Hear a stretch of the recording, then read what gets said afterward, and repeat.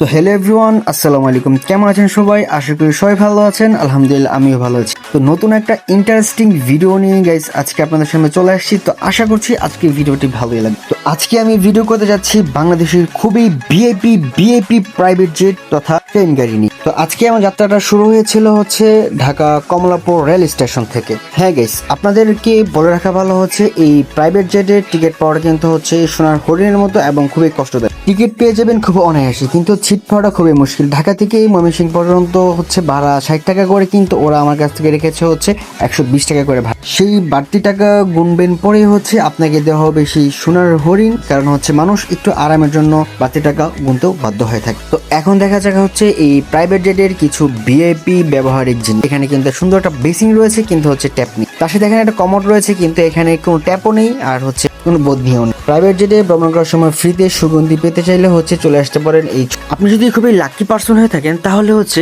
এই প্রাইভেট জেটের মধ্যে হচ্ছে আপনারা ট্রেন বেলা পেয়ে যাবেন, যারা হচ্ছে কিছু সময়ের জন্য আপনাদেরকে কিছু সেবা দিয়ে থাকবে এবং তার জন্য হচ্ছে আপনার কাছ থেকে চড়া দামে একটা বকশিস নিয়ে যাবে। আমাদের ট্রেনটি 3:40-এ ছাড়ার কথা থাকলে হচ্ছে 40 মিনিট লেটে হচ্ছে কমলাপুর থেকে ছেড়ে যায় তার গন্তব্যের উদ্দেশ্য। এখন অনেক মানুষই ভাবতে পারেন আসলে কি এই ট্রেনটির নাম হচ্ছে প্রাইভেট জেট? না, এই ট্রেনটি হচ্ছে জামালপুর কমিউটার। এটা হচ্ছে একেবারে লোকাল ট্রেন।